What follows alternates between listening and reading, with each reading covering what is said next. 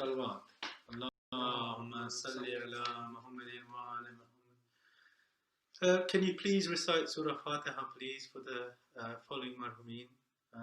Mazhar Ali Mirza, Tahir Rafat Mirza, Sayyid Haitham Mehdi, Sayyid Iftikhar Hussain, Zahid Rashid Khan, Abdul Rashid Khan, and last but not least, Marcia Khan, Sayyid Abbas Hussain, who's loved by everyone and is a big miss during this Muharram. Every day goes passing and remembering him. Bismillah.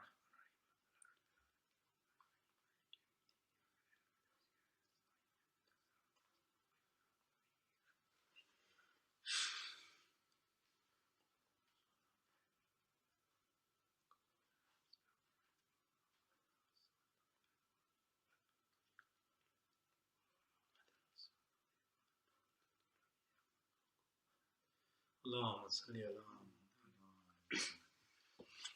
بسم الله الرحمن الرحيم عن جابر بن عبد الله الأنصاري عن فاطمة الزهراء عليها السلام بنت رسول الله صلى الله عليه وآله قال سمعت فاطمة أنها قالت دخل علي أبي رسول الله في بعض الأيام فقال السلام عليك يا فاطمة فقلت عليك السلام قال إني يجد في بدني ضعفا فقلت له أعيذك بالله يا أبتاه من الضعف فقال يا فاطمة ائتيني بالكساء اليماني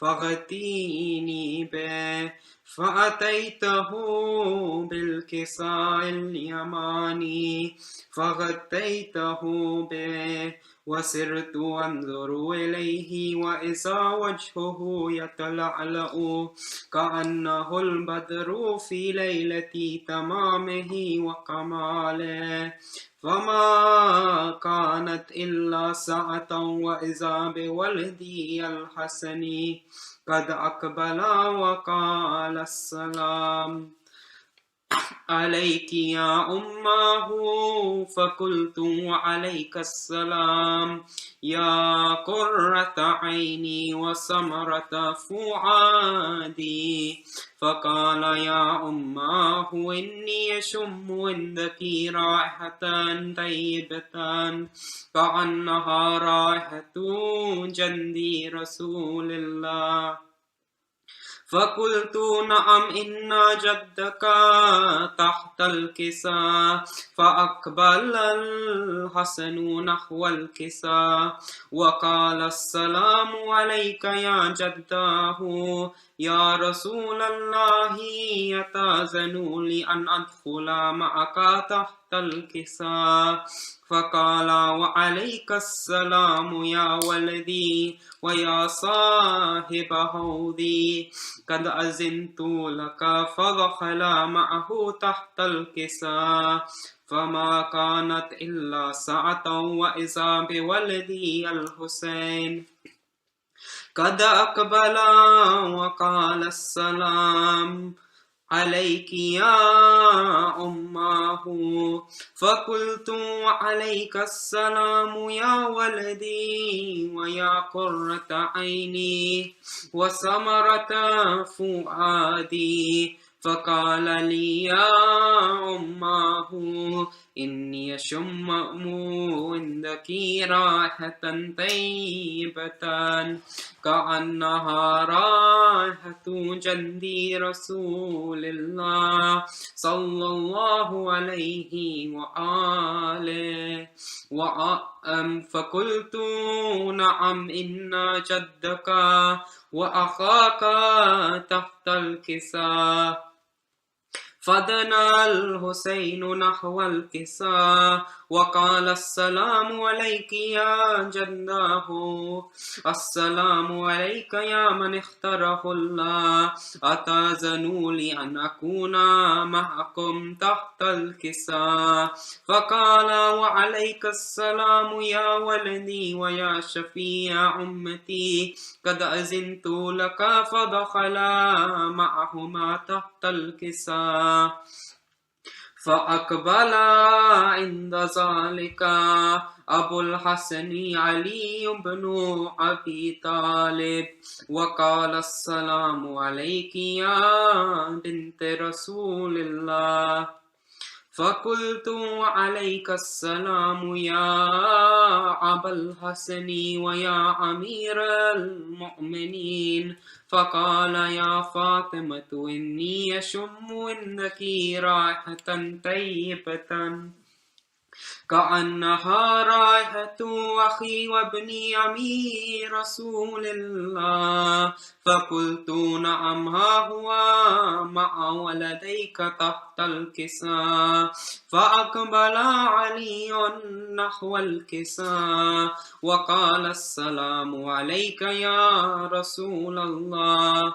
أتأذنوا لي أن أكون معكم تحت الكساء قال له عليك السلام يا أخي يا وسي وخليفتي وصاحب لي وأخي قد أذنت لك فدخل علي تحت الكساء ثم أتيت نحو الكساء وقلت السلام عليك يا أبتاه يا رسول الله أتأذن لي أن أكون معكم تحت الكساء وقال وعليك السلام يا بنتي ويا بدتي قد أذنت لك فدخلت تحت الكساء فلما اكتملنا جميعا تحت الكساء أخذ أبي رسول الله بطرف الكساء وأومأ بيده اليمنى إلى السماء وقال اللهم إن هؤلاء أهل بيتي وخاصتي وحامتي لحمهم لحمي ودمهم دمي يؤلمني ما يؤلمهم ويحزنني ما يحزنهم أنا حرب لمن حاربهم وسلم لمن سالمهم وعدو لمن عداهم ومحب لمن أحبهم إنهم مني وأنا منهم فاجعل صلواتك وبركاتك ورحمتك وغفرانك ورضوانك علي وعليهم وأذهب عنهم الرجس وطهرهم تطهيرا اللهم صل على محمد. فقال الله عز وجل يا ملائكتي ويا سكنا سماواتي إني ما خلقت سماء مبنية ولا أرضا منهية ولا قمرا منيرا ولا شمسا منية ولا فلكا يندور ولا بحر يجري ولا فلك يسري إلا في محبة هؤلاء الخمسة الذين هم تحت الكساء فقال الأمين جبرائيل يا ربي ومن تحت الكساء فقال عز وجل هم أهل بيت النبوة ومعدن رسالتهم فاطمة وأبوها وبعلها وبنوها فقال جبرائيل يا ربي يتأذن لي أن أهبط إلى الأرض لأكون معهم. سادسا فقال الله نعم قد أذنت لك. فهبط الأمين جبرائيل وقال السلام عليك يا رسول الله. العلي الأعلى يقرئك السلام ويخصك بتحيتي والإكرام ويقول لك وعزتي وجلالي إني ما خلقت سماء مبنية ولا أرضا مدهية ولا قمرا منيرا ولا شمسا مضية ولا فلكا يدور ولا بحر يجري ولا فلكا يسري إلا لأجلكم ومحبتكم وقد أذن لي أن ندخل معكم فهل تزنوا لي يا رسول الله. فقال رسول الله وعليك السلام يا أمين وحي الله إنه نعم قد أذنت لك.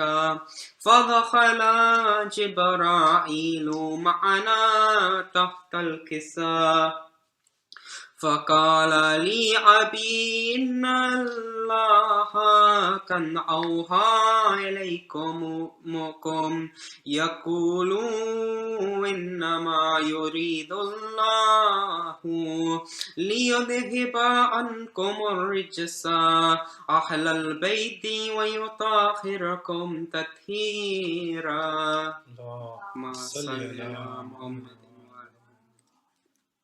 فقال علي لأبي يا رسول الله أخبرني ما لي جلوسنا هذا تحت الكساء من الفضل عند الله.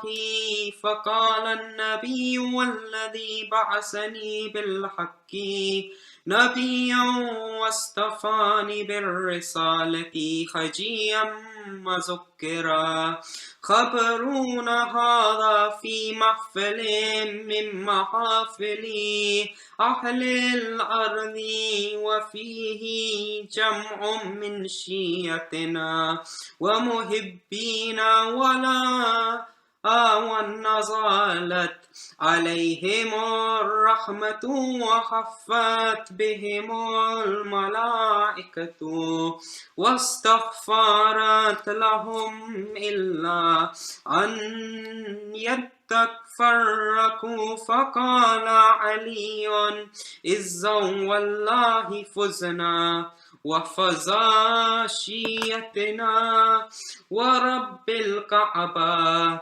فقال النبي الثانيا يا علي والذي بعثني بالحق نبيا واصطفاني بالرسالة خجيا مذكرا خبرون هذا في محفل من محافل أهل الأرض وفيه جمع من شيعتنا ومهمينا وفيهم محموم إلا وفرج الله همه ولا مخموم إلا وكشف الله غمه ولا طالب حاجات إلا وقضى الله حاجاته.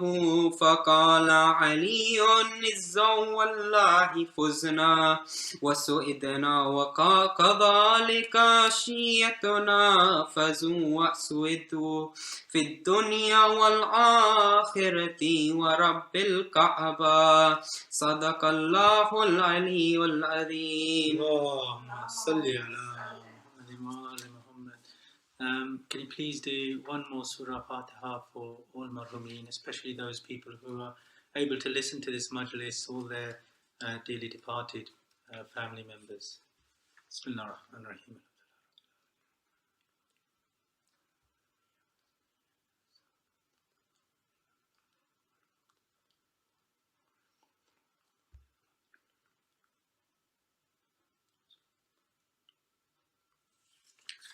اللهم صل على محمد وآل محمد. صلوات اللهم صل على محمد وآل محمد وعجل فرجهم.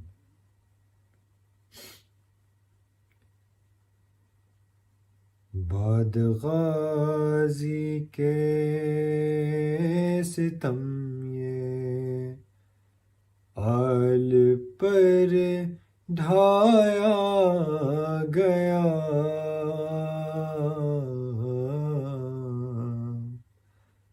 بعد غازی کے ستم یہ آل پر ڈھایا گیا، چادر تطہیر کو نے زہ پہ دکھلایا گیا، بعد غازی کے ستم یہ آل پر ڈھایا گیا،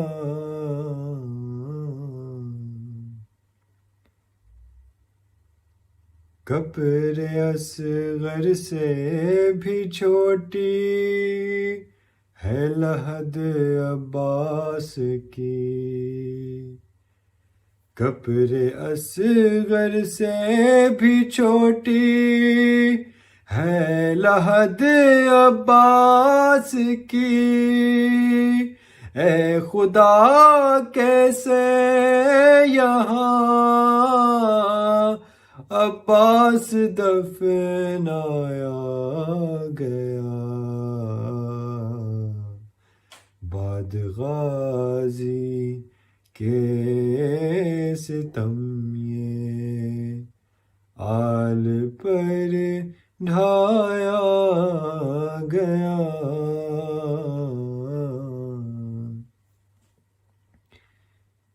دیکھتی کیسے بھلا زینب ردا کو تھار تھار، دیکھتی کیسے بھلا زینب ردا کو تھار تھار، اس لیے خیموں میں غازی کو نہیں لایا گیا،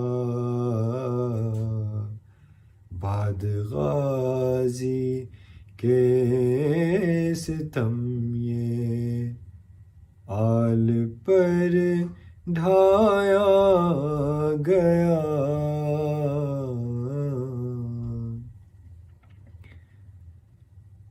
لاش عباس پر رو کر یہ زینب نے کہا، لاش عباس پر رو کر یہ زینب نے کہا، آج پھر بابا میرے سر سے تیرا سایہ گیا، بعد غازی کے ستم یہ آل پر ڈھایا گیا،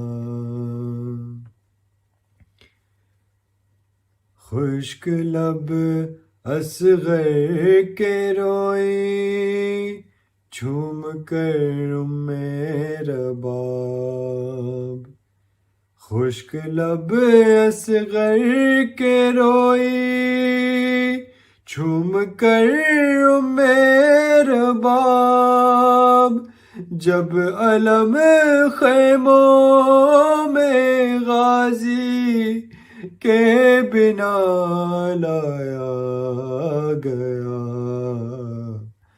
بعد غازی کے ستم یہ آل پر ڈھایا گیا۔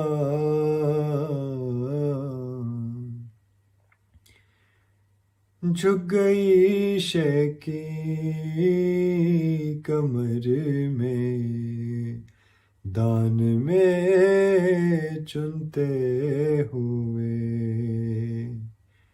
جھک گئی شے کی کمر میں دان میں چنتے ہوئے، اس قدر عباس کے لاشے کو بکھرایا گیا، بعد غازی کے ستم یہ آل پر ڈھایا گیا۔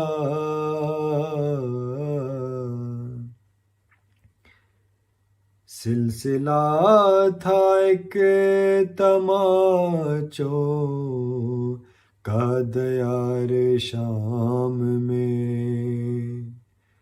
سلسلہ تھا ایک تماچوں کا دیار شام میں، بعد غازی کے سکینہ، بعد غازی کے سکینہ پر جو دہرایا گیا،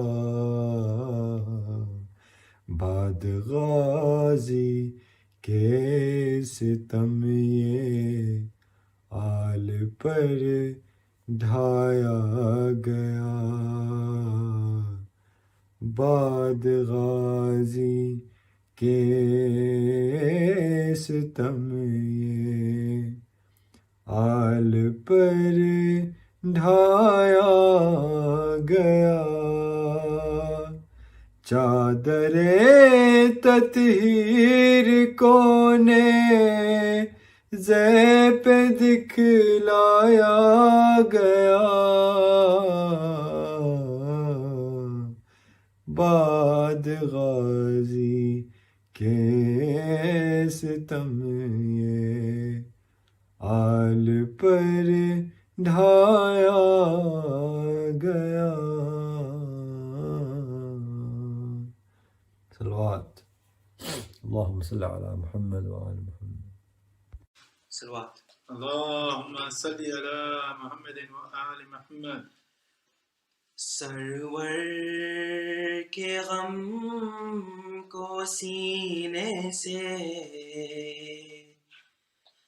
اپنے لگائیں گے،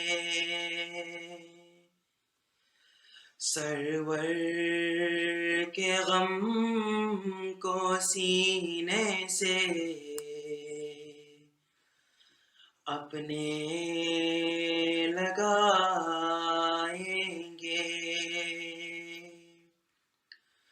ہم دل کو کربلائے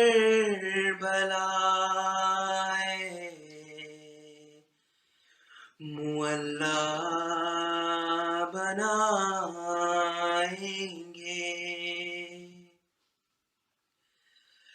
جب شاہ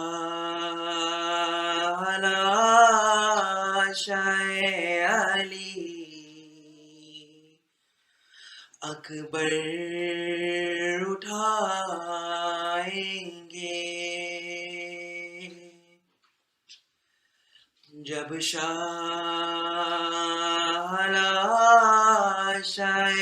علی اکبر اٹھائیں گے،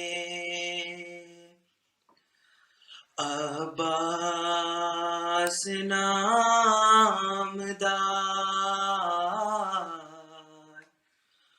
بہت یاد آئیں گے، خیمے جلا رہے جو آلے رسول کے، خیمے جلا رہے جو آلے رسول کے، محشر میں وہ رسول کو کیا منہ دکھائیں گے، لیلا خدا کے واسطے جی بھر کے دیکھ لے، لیلا خدا کے واسطے جی بھر کے دیکھ لے، میدان سے لوٹ کر علی اکبر نہ آئیں گے، ہے سارا جسم گوروں کی ٹاپوں سے پائیمان، ہے سارا جسم گوروں کی ٹاپوں سے پائیمان، شبیر کیسے لاشائے قاسم اٹھائیں گے، ہم زندگی تمام کریں گے علی کا ذکر، ہم زندگی تمام کریں گے علی کا ذکر، ہم عمر بر حسین پر آنسو بہائیں گے، سرور کے غم کو سینے سے اپنے لگائیں گے، ہم دل کو کربلا معلیٰ بنائیں گے، اللہم ہاں جب سبزی سے گر پڑے عباس سے باوفا، جنگل سے آئی گریے زہرا کی بھی صدا، اکبر نے دوڑ کر شے والا سے یہ کہا، چلیے حضور نہر پہ مارے گئے چچا، چلیے حضور نہر پہ مارے گئے چچا، بے دست دشمنوں نے کیا اس دلیر کو، روائیے ترائی میں حیدر کے شعر کو، روائیے ترائی میں حیدر کے شعر کو،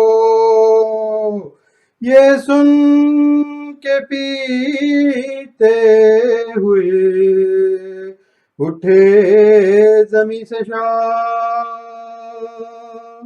فرمایا ہے غضب میرے بچے ہوئے تباہ، یہ کیا کہا کہ آنکھوں میں دن ہو گیا سیاہ، مظلوم سے بچھڑ گئے عباس آ، مظلوم سے بچھڑ گئے عباس آ، مدت ہوئی تمام سکینہ کے چین کی، توڑا فلک نے آج کمر کو حسین کی، توڑا فلک نے آج کمر کو حسین کی، یہ کہہ کے سوئے نہر چلے شاہ کربلا، مانند بیت کانپتے تھے شہ کے دست و پا، امامہ تھا نہ فرق پہ نے دوش پر ردا، تصویر وار تھے ہم وطن سبت مصطفیٰ، تصویر وار تھے ہم وطن سبت مصطفیٰ، مقتل کی خاک سے تنے انور اٹا ہوا، سینہ کھلا ہوا تھا گریباں پھٹا ہوا، سینہ کھلا ہوا تھا گریباں پھٹا ہوا، پہنچے جوہی ترائی میں بادید پورا، دیکھا تپاں ہے خاک پہ فرزند بو تراب، شانوں پہ کی نظر تو جگر کو رہی نہ تاب، بس ہائے بھائی کہہ کے گرا وہ فلک جناب، بس ہائے بھائی کہہ کے گرا وہ فلک جناب، بیکار دست و پاتے شیخ خوش خصال کے، لے آئے لاش تک علی اکبر سنبھال کے، لے آئے لاش تک علی اکبر سنبھال کے، مورک کے خون بھرے ہوئے چہرے پہ دی صدا، بھیا حسین آیا ہے آواز دو ذرا، ہے ہاتھ دونوں ہاتھ بدن سے ہوئے جدا، بازو کے صدقے ان تیرے شانوں کے میں فدا، بازو کے صدقے ان تیرے شانوں کے میں فدا، بھیا ہمارے ہاتھ تو بیکار ہو گئے، تم ہاتھ کھو کے جعفر تیار ہو گئے، تم ہاتھ کھو کے جعفر تیار ہو گئے، سن کر صدائے حضرت شبیر نامدار، کھولا لہو بھری ہوئی آنکھوں کو ایک بار، سر رکھ کے پائے شے پہ یہ بولا وہ ذی وقار، تشریف آپ لائے زہ عز و افتخار، تشریف آپ لائے زہ عز و افتخار، جی چاہتا ہے یہ کہ نثار حضور ہوں، کس طرح اٹھ کے گرد پھروں چور چور ہوں، کس طرح اٹھ کے گرد پھروں چور چور ہوں، بیٹھے ہیں آپ اور میں لیٹا ہوں کیا دور ہے حضور اگر بخش دے خطا،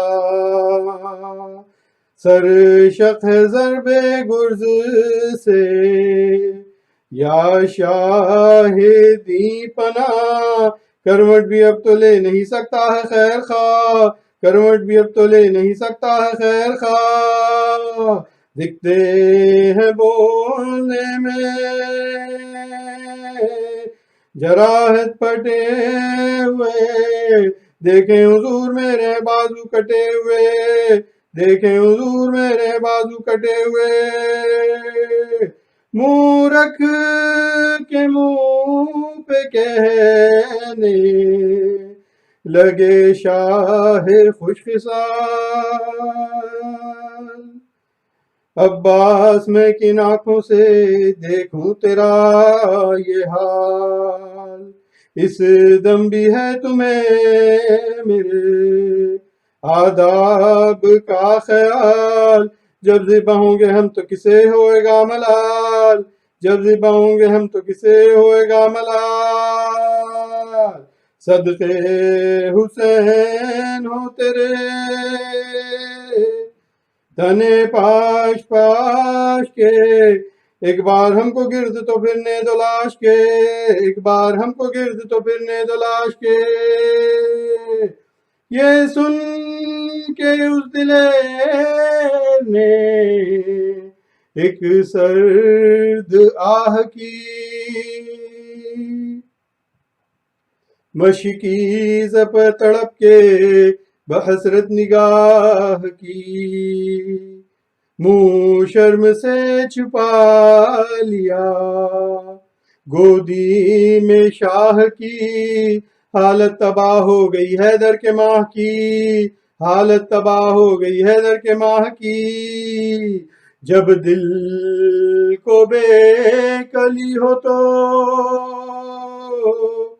کس طرح کل پڑے، زانوں پہ شہ کے آنکھوں سے آنسو نکل پڑے، زانوں پہ شہ کے آنکھوں سے آنسو نکل پڑے،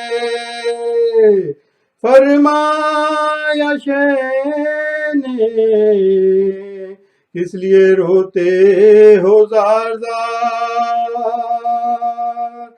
لو اب کچھ اپنا حال کہو تم پہ میں نثار، کیا جی پہ ہے بنی جو تڑپتے ہو بار بار، کی عرض اس جری نے کہے وقت احتضار، کی عرض اس جری نے کہے وقت احتضار، آقا سے چھوٹنے کا خلق ہے غلام کو، پاؤں گا اب کہاں شے گردوں مقام کو، پاؤں گا اب کہاں شے گردوں مقام کو، یہ کہتے تھے کہ پھر گئی آنکھوں کی پتلیاں، ہچکی کے ساتھ آ گئی سوکھے لبوں پہ جان، حسرت سے دیکھ کر طرف شاہ انس و جاں، دنیا سے کوچ کر گئے ابا سے نوجوان، دنیا سے کوچ کر گئے ابا سے نوجوان، چھوڑا جری نے ساتھ شاہ مشرقین کا، ایک گل اٹھا کے مر گیا عاشق حسین کا، ایک گل اٹھا کے مر گیا عاشق حسین کا،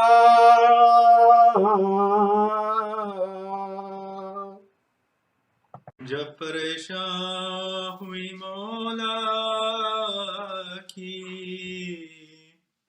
جماعت رن میں، ہر نمازی کو پسند آئی اقامت رن میں، قبلہ دین نے کیا خزد عبادت رن میں، شکل میرا بنی تیغے، شکل میرا بنی تیغے، شہادت رن میں گل ہوا اس کو، امام دو جہاں کہتے ہیں، تیغ کے سائے میں شبیر، تیغوں کے سائے میں شبی اذان کہتے ہیں قدرت حق سے دریچے ہوئے فردوس کے وہاں دفتن کھل گئے درہائے فلک سرتا پا ایک بہ ایک اٹھ گئے سب پردہ عرش اعلی انبیاء و ملک و حور کو انبیاء و ملک و حور کو پہنچی یہ ندا حضرت اس کا میں ہوں میرا شناسا ہے یہ کیوں نہ ہو میرے محمد کا کیوں نہ ہو میرے محمد کا نواسا ہے یہ وطاعت ہے کہ تنہا ہی ادا کرتے ہیں میرے عاشق تھے شمشیر رہا کرتے ہیں سر قلم ہوتا ہے وہ شکر خدا کرتے ہیں صادق الوعدہ یوں ہی وعدہ صادق الوعدہ یوں ہی وعدہ وفا کرتے ہیں ہم نماز اس کے جنازے کو جو پڑھوائیں گے تم بھی جانا کہ رسولان تم بھی جانا کہ رسولان سلف جائیں گے نیم بسم اللہ زبان سے جو کہاں بسم اللہ نظام مرا شب ابو ایوب نے لب پہ ناگا در سے سیدانیا چلائے کہ انا للہ ہائے ظلم نمازی پہ ہائے ظلم نمازی پہ ایازام اللہ واجب القتل کو ہے ابو غذا کی مہولت جان زہرا کو نادی فرض جان زہرا کو نادی فرض خدا کی مہولت زینت عرش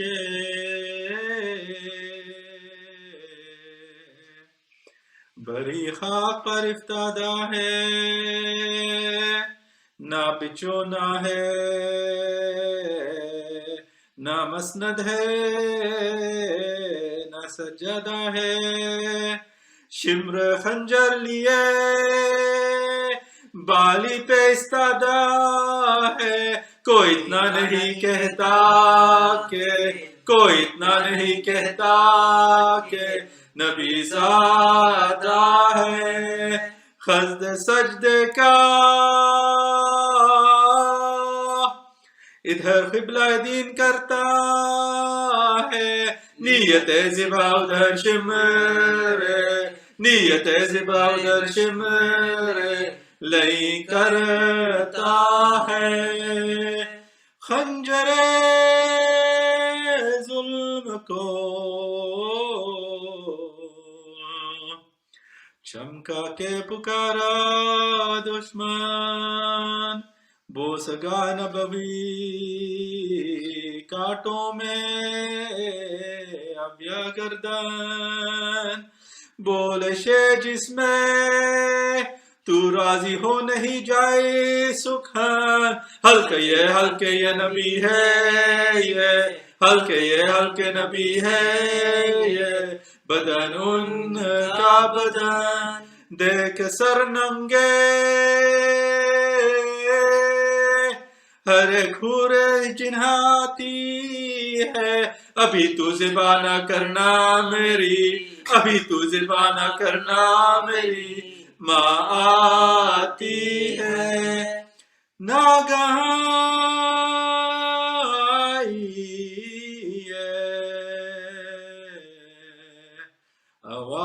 باز کے اماں صدقے میرے ماں باپ فدا میں تیرے قربان صدقے کون کون آج ہوا تجھ پہ میری جان صدقے شعر کتنے ہوئے شعر کتنے ہوئے نادان صدقے خط لگائے کو بھی جنت سے جو میں آتی تھی حور ایک ننھے سے لاشے کو لیے جاتی تھی قافلہ لٹ گیا اماں میرا لشکر نہ رہا جد امجد کی نشانی علی اکبر نہ رہا رہ گیا درد کمر ہائے برادر نہ رہا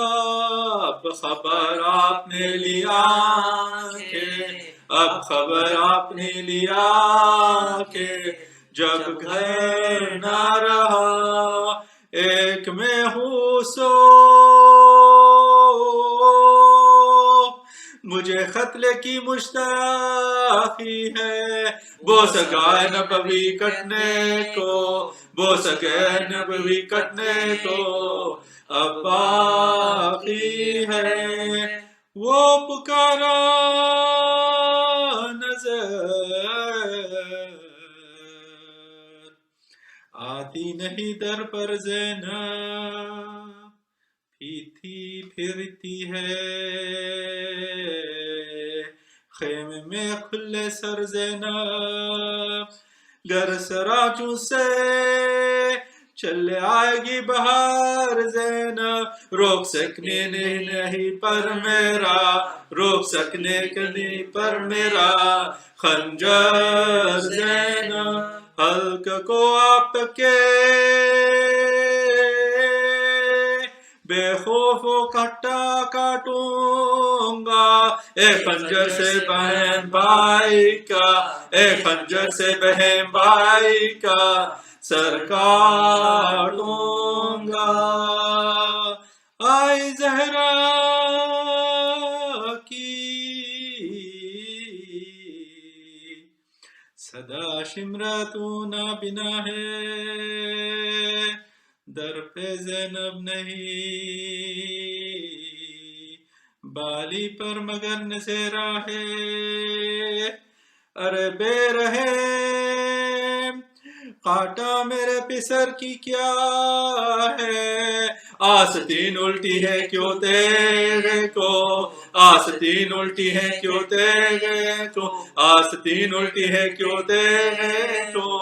کیوں خینچا ہے کیا اسے پالا تھا میں نے تیرے خنجر کے لیے میرے بچے کو نہ کر ذبح پیغمبر کے لیے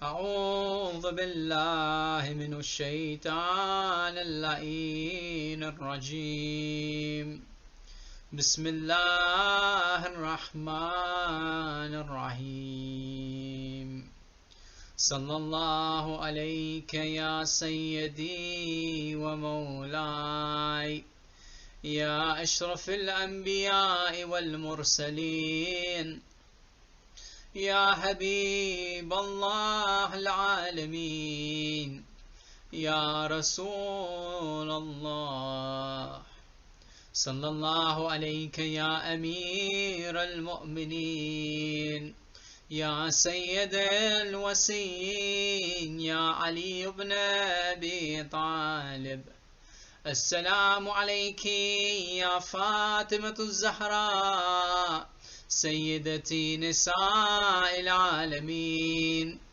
السلام عليك يا أبو محمد الحسن بن علي المجتبى السلام عليك يا أبا عبد الله وعلى الأرواح التي حلت بفنائك عليكم مني سلام الله أبدا ما بقيت وبقي الليل والنهار ولا جعله الله آخر العهد مني لزيارتكم السلام على الحسين وعلى علي بن الحسين وعلى أولاد الحسين وعلى أصحاب الحسين ورحمة الله وبركاته.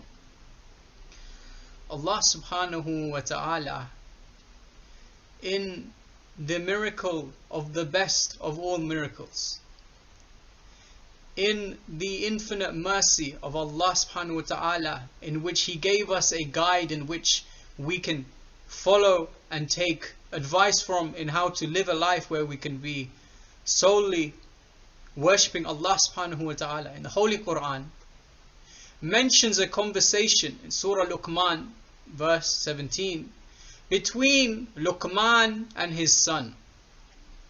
He mentions, where Luqman mentions to his son, "O my son, keep up prayer and enjoin the good and forbid the evil, and bear patiently that which befalls you. Surely these acts require courage." Sadaqallahu al-Aliyyul Azim. Allahumma salli ala Muhammad wa ali Muhammad. When it comes to discussing the great personality who we have come to discuss today, whether you hear stories about Abul Fadl al-Abbas alayhi salam here in London, anywhere in the United Kingdom, in the US, in Nigeria, in Iraq, in Iran, in China, anywhere in the world, you will hear maybe in the first few sentences, the first few words, the speaker mentioning about the courage Abul Fadl al-Abbas alayhi salam had. That it's a universally accepted attribute which really defines the character, where when we try and describe the character of Abul Fadl al-Abbas, we always have to mention the courage that he had. How much of a brave warrior Abul Fadl al-Abbas alayhi salam was. So today I thought a great topic for me to speak about, or to delve into, to try and understand what we actually mean, so we can do justice to this description that we give to Abul Fadl al-Abbas, being courageous. I thought maybe we could understand what courage is from the Islamic perspective, how we can maybe increase our courage if we lack courage, what Islam says about courage. Is all courage good? Is Islam a religion where it says you must just be courageous? Like, for example, the religion or certain other religions in history, where the worth of you as a human being was basically how courageous you are. That no matter what deeds you did, as long as you were a very courageous individual, where you'll see, for example, in Aztec religions, or Viking religions, or Greek and Roman religions, as long as you were someone who showed courage, that would mean that you are favored by the gods, as they call it. So, inshallah, firstly I wanted to mention, what is courage universally? What is a generic, definition of courage? And there's really two aspects which courage falls into, two categories where you can say an individual has courage. The first category is that where they have courage in the sense of physical courage, where they are courageous to the point where if they had a physical ailment or a potential physical damage that was going to happen to them, this would not deter them from their action, that they would carry on, fulfilling the action regardless of any sort of physical deterrent to their body. That's the first kind, physical courage. In the face of physical pain, hardship, or even death, or the threat of death, this will not affect them in their decision making. The second concept which we, think about when it comes to courage is moral courage. Courage, and I guess this is more related to how we live in our daily lives, because obviously we're not really faced in so many situations on a daily basis where we have to, make decisions which mean life and death for us. Alhamdulillah, we live in a time, in an era where we have a lot of, freedom, we have a lot of opportunity, and we don't need to worry about those things. So for us, there's a second category of courage, which really, is something that we can relate to a bit more, which is the moral courage, which is really the ability to act rightly in the face of, popular opposition, whatever the popular, views are, shame, slander, or scandal, or discouragement, or personal loss, whether that may be in the loss of money, or the loss of clout, the loss of fame, the loss of friends. These things don't really, deter you when it comes to doing the act that you wish to go upon. So that's the definition of courage. Yet when we see around the world and you ask different people from different communities or in history, you ask them to really describe courageous individuals in history. In Islam, yes, many will mention Ali ibn Abi Talib alayhi salam as a prime example of a courageous warrior, courageous individual. You also hear about Abul Fadl Abbas alayhi salam, yes. However, in other communities, they may even say, even the most evil individuals in history, they'll say they were very courageous. And they'll have respect for them because of the courage that they had. So it's important for us to really understand what is courage in the positive light. Can courage be something where someone has courage but they're using it in a negative way? Yes, of course it can be. And how do we really identify those individuals who are courageous because they're trying to go towards Allah subhanahu wa ta'ala? That they are courageous for the right reasons against those who are courageous for the wrong reasons. Where another example where you see, for example, I've seen a poet. There's a poet who mentions the courageousness. He mentions the courageousness of a certain companion of the Prophet, where he mentions this companion was so courageous that he confronted Ali ibn Abi Talib with fire at the door of his house.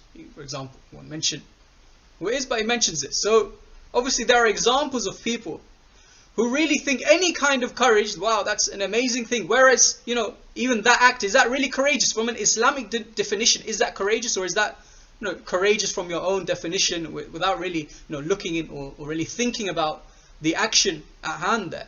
So we need to understand in Islam what is courage. But before we delve into that, I want to first mention that in society generally, when we speak about courage, we usually put a gender on courage. We usually think that courage is something for males. It's a masculine trait, that no man is not a man if he doesn't have courage. And we don't really make much mention, and it's kind of like an expected thing sometimes, where it's like, oh, females don't have courage, it's just it's just the way they live, it's the way they're born. And this is completely wrong from an Islamic perspective, where yes, of course, a man, if he doesn't have courage, if he doesn't have any courage at all, he'll find it very difficult to live. Whether that's as a Muslim or non-Muslim, of course he'll find it very difficult to live. But the same way, for a woman, if she has courage, then that will make her obviously reach the same sort of potential a man can reach. If she doesn't have courage, it will be difficult for her as well to live as well. And we look at examples in history of the most courageous individuals. They're not limited to men. We have one example being, for example, Sumayya, the mother of Ammar ibn Yasir. They say the first female shaheed in Islam, where Abu Jahl took Sumayya. This was at the beginning of the advent of Islam, when Quraysh were getting very worried about what's happening, what Rasulullah sallallahu alaihi wa is spreading. They took Sumayya, they attached her to two poles, and they began to stretch her body, and they would say curse Allah, say that you don't believe in Allah, say that you believe in our idols, and we will let you go. She said no. She kept saying La ilaha illallah, La ilaha illallah, Allahu Akbar, Allahu Akbar. They kept stretching her, and then they kept asking her to do so, otherwise they would kill her. She kept saying this until they put a spear through her body and they killed her in such a brutal manner. This is an example of an individual, one of the most courageous individuals, where when Abu Jahl was killed, Rasulullah sallallahu alaihi wa went to Ammar ibn Yasir and said to him, Ya Ammar, the killer of the shaheed, your mother, the martyred mother of yours, has been killed. That's one example. Another example being, of course, the wife of Rasulullah sallallahu alaihi wa alihi, Khadija al-Kubra, salamullahi alayha.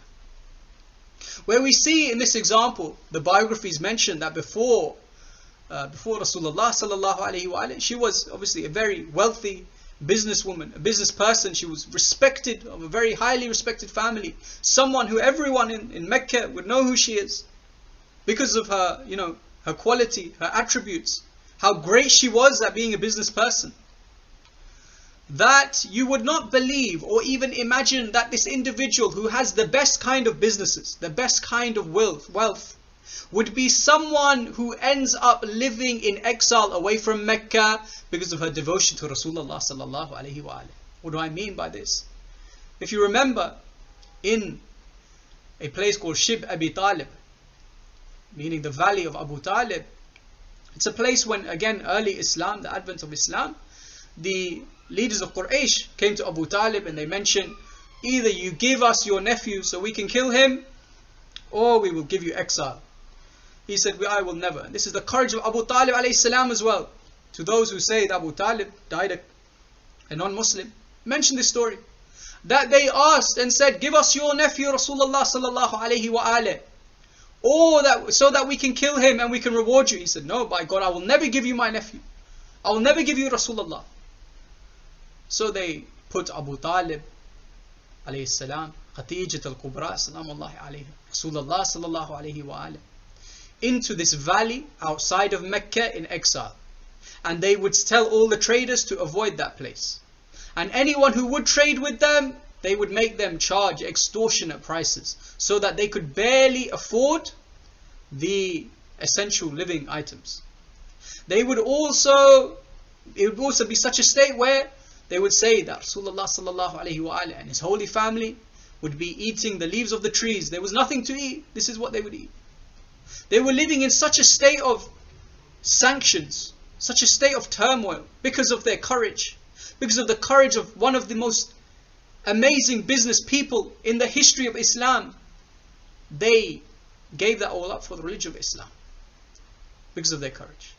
Because, as we mentioned the definition, they did not care about, the opposition of people. They did not care about losing their wealth for the greater good. Another example being, for example, Asiya, the wife of Fir'aun. Asiya, salamullahi alayha, one of the women, you could say, the female leaders of paradise.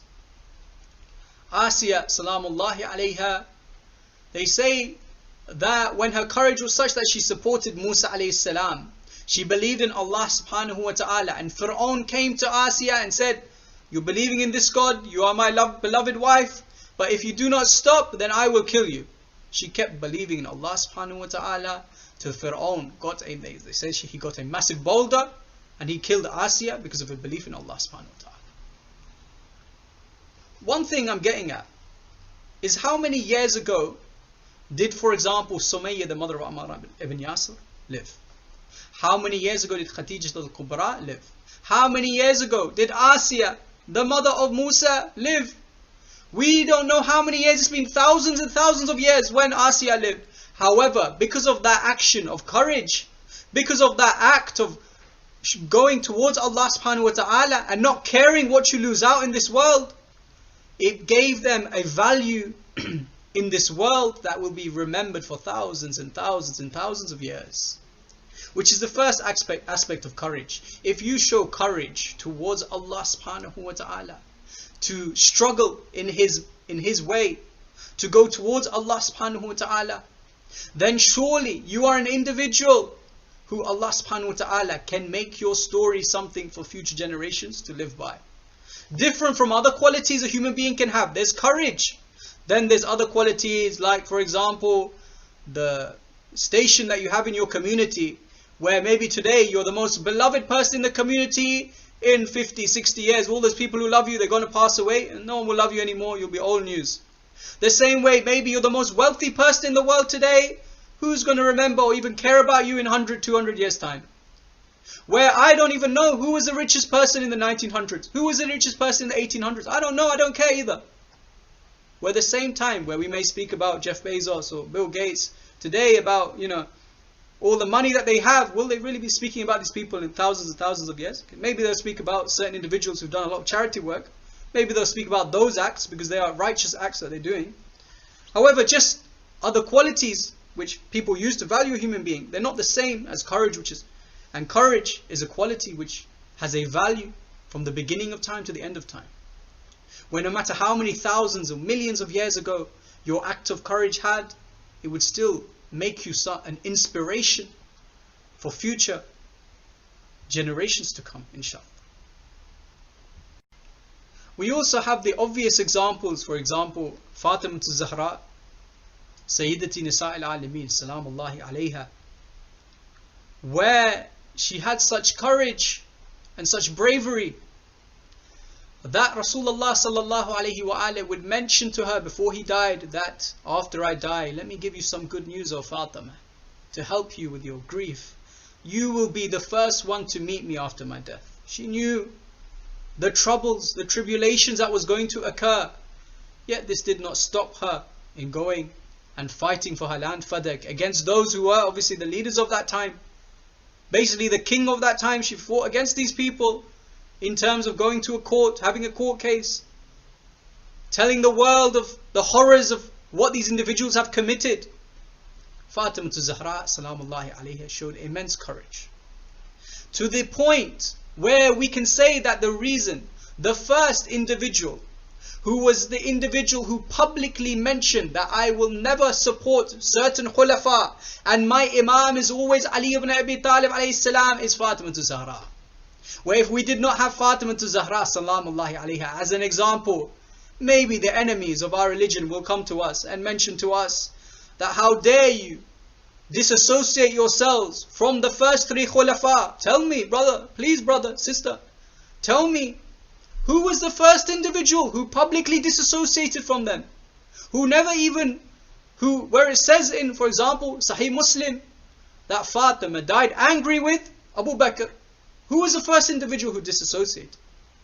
Due to the courage of Fatima Zahra salamullahi alayha, the courage which allowed her to reach the station of perfection, this attribute she had.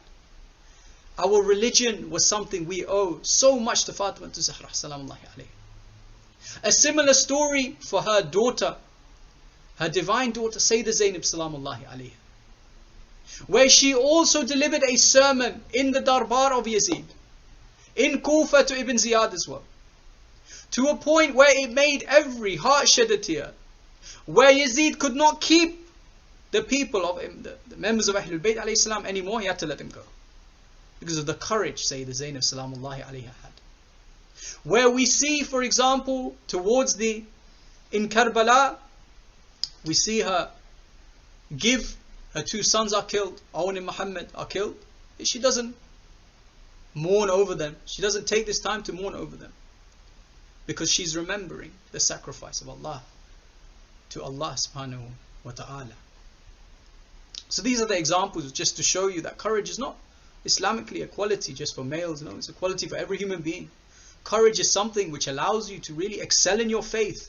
If you use courage the correct way, if you become courageous in the correct way, it allows you to really excel in your faith, so you can, be amongst the awliya, so that you can be amongst those companions of the imams, whether you are male or female.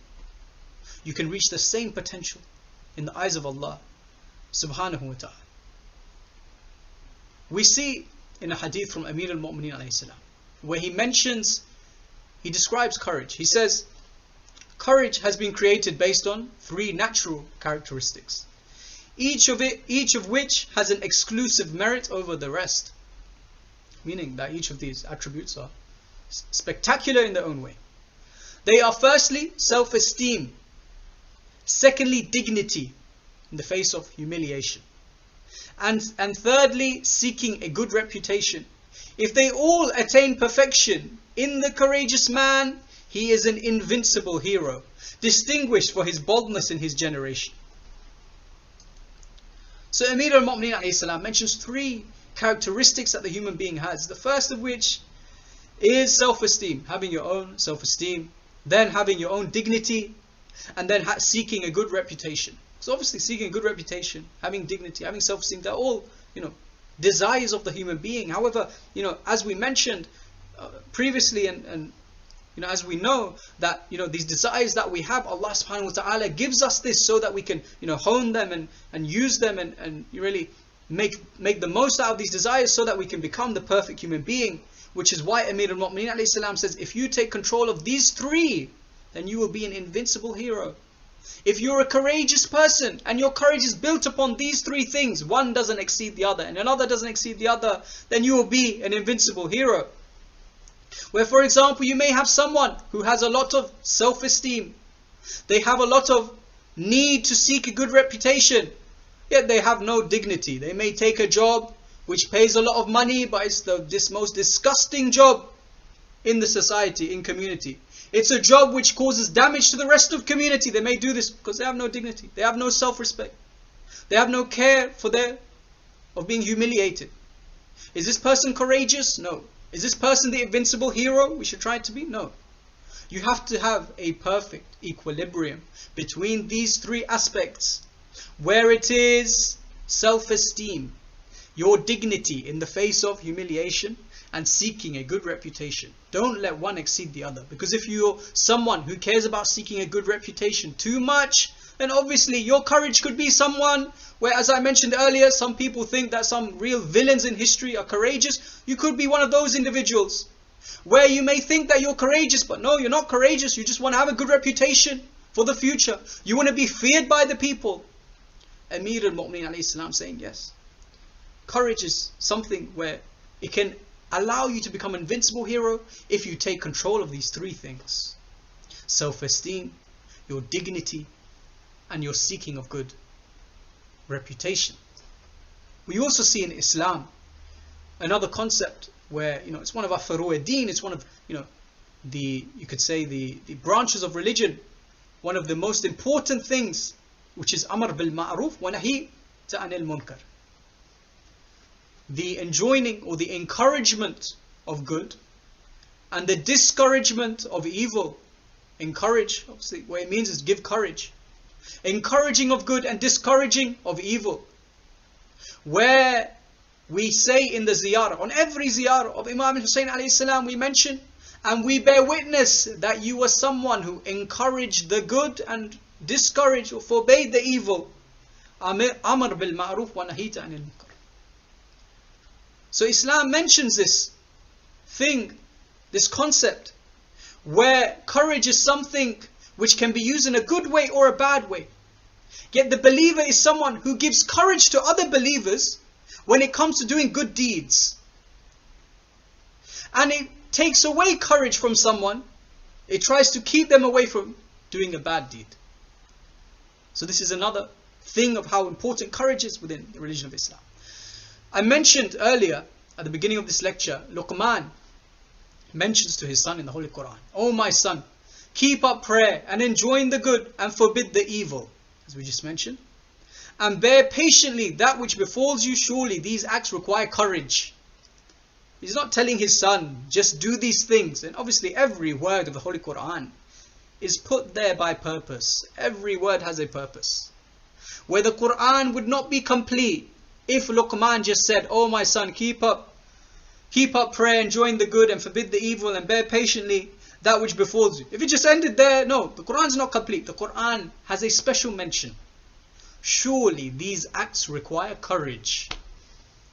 Where the Quran is telling us, yes, if you want to be someone who is close to Allah subhanahu wa ta'ala, you're someone who requires courage. You need to have this courage with you. That these acts aren't easy acts that you can just do and get away with. No, these are some things which require courage. And courage is something which means that at times you're going to have to, think about the physical ailments that could come to you. Or you're also going to have to think about the social ailments that may come to you if you do these acts. Yet courage, having courage and not caring about those things and obeying Allah subhanahu wa ta'ala is an amazing, amazing task. So how can we really improve our courageousness? What does Islam mention about how we can get more courage? And I'm not sitting here telling you as if I'm the most courageous person in the world. Of course not. That's not the point of this lecture, to really lecture everyone and say, you need courage, no, it's not that at all. I say this to myself first, of course. Yet how does Islam mention on ways in which we can increase our courage? The first thing Islam mentions in Ghurar al-Hikam, Imam Ali alayhi salam mentions, if qualities were to be classified, honesty would be with courage and cowardice with dishonesty. So the first thing is to be honest. To be honest. These small changes we can make in our lives can really do a massive difference to us. Be honest. The next time, maybe you make a mistake in your job.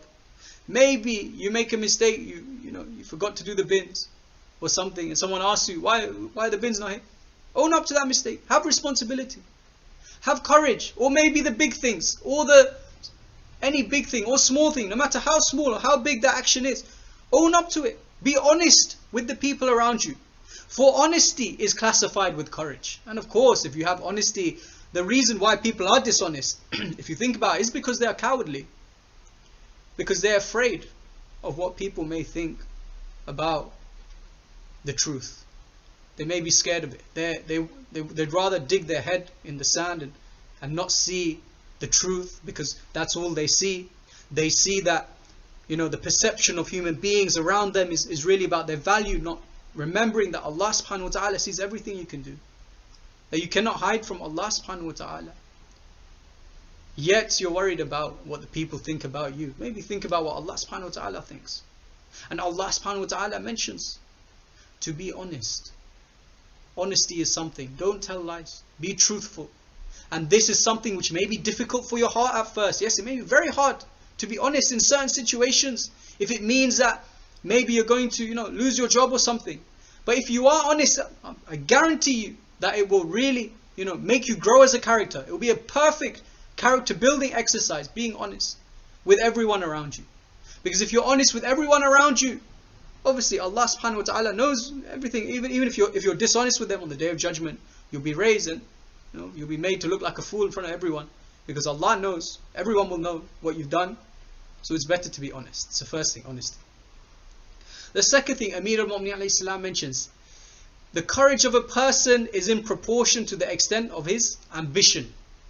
So to have ambition, where obviously when we speak about ambition, we don't mean ambition like, I want to be the richest guy in the world. We're not talking about this kind of ambition. If I bring you earlier to the hadith of Amir al-Mu'mineen alayhi salam, because we have to take these hadith together. We can't just take one line and then say this means this forever and ever and ever. No. Amir al-Mu'mineen alayhi salam mentions earlier about, obviously, courage is the control of three things: self-esteem, dignity, and the seeking of a good reputation. He also mentions to be ambitious. Be ambitious. Being ambitious, the way you may be able to do this is by making intentions to do things which you may personally think right now is impossible. Maybe going to Hajj next year is an intention which is impossible. It's something that you cannot do, given firstly the coronavirus and the health and everything around that. We don't know what governments are going to do. That's the first thing. The second thing is the financial responsibility. It's very expensive these days to go to Hajj. Yet if you make the intention now, if you be ambitious, if you broaden your ambition, because obviously if you think, I can never go to Hajj, you're not a very ambitious person. If you broaden that, then it will make you, on your daily life, think about this thing more and more. Where if you needed to save money for Hajj, if that's always on your mind, I need to save money for Hajj, I want to go Hajj this year, I want to go Hajj this year, then that means the next time you're going to spend money on something or the other, you're going to remember Hajj. You're going to remember that maybe, I should save, and maybe I'll live a bit less of a luxury this year so that I can save up more money, so that I can save up for Hajj. So the second thing is being ambitious. Where I think another concept, another example of this is sometimes we may think, I've come across a lot of people actually, who they say, yeah, I'm a Muslim, but I'm kind of practicing, but I'm not like that religious, and I don't really follow everything completely, and if the Imam came, then I don't know if I'll join him, etc. No, Islam is a religion for everyone, whether you're someone with the IQ of 0 or 1, or the IQ of 200, 300, whether you're someone who lives in a palace or you're someone who lives in a village.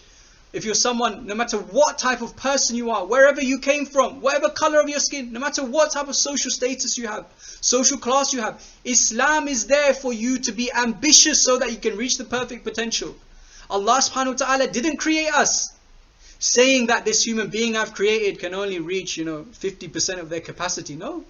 Allah subhanahu wa ta'ala created us knowing that we can reach 100% capacity. We can reach that level to be with the likes of Abul Fadl al-Abbas alayhi salam, or with the companions of the Imams alayhi salam. So the thing is to be ambitious. Shoot for the stars. If you're someone who today thinks, I kind of follow the religious teachings, but I'm not really that extreme, or I don't really, we're not talking about extremism. We're talking about really just being ambitious and believing that you are someone who has the potential to be with the Imam. Ajjalallahu ta'ala faraj al-sharif. Where if the Imam has 312 companions today ready for him and he's not returning because there's missing one companion. Think in your heart, think in your head, I can be that companion. Be ambitious. I can change my life. I can have the beliefs. I can change my routine. I can completely change everything so that I can be that 313th companion. Some people may try and break your ambition. They might try and tell you, no, you're never going to be this. No, these people are saying this, they're saying it for their own desire, their own greed. Islam is a religion where no matter where you are in your life, if you're on the most disastrous path in your life, if you're with the camp of Ibn Ziyad, you're in the camp of Umar ibn Sa'ad, which is sent there to kill the master of the youth of paradise, Islam is a religion where even the individual who's in that camp still has an opportunity to come to Imam al-Hussein. Even the commander of that camp, Umar ibn Sa'ad, is being spoken to by Imam Hussein alayhi salam right till the last day of Ashura, saying, come to the true path. You still have an opportunity to repent. You haven't committed your sin yet. You still have an opportunity. This is the religion of Islam. Be ambitious, brothers and sisters. Make that ambition today. Change your life. Set new objectives, because obviously setting objectives is the root to all planning and trying to really reach certain ambitions. Set those objectives today. No matter how ambitious they are, set them, because sometimes you may think, oh yeah, that's never going to happen. But then when you think about it, you delve more into it, you think about it more deeply, you think, oh, maybe if I save a bit here, or maybe if I take some time out of my routine to pray my salah on time here, or maybe if I delay this this football match, or or whatever it is, I delay my gym or wherever it is, here I have my lunch a bit earlier here so that I can pray on time here. These things are all possible. Yeah, it's just about, you have to maybe change a few things in your life, and it takes courage. It's not easy. Allah subhanahu wa ta'ala knows it's not easy. Yet when you show that courage, Allah subhanahu wa ta'ala will surely reward you. So that's that, being ambitious. Now I also wanted to mention about knowing, obviously, what battles to fight. Because obviously, when we talk about courage, you see certain people speak about, well, why did Imam Hussein alayhi salam fight in Karbala? The other Imams, they didn't fight.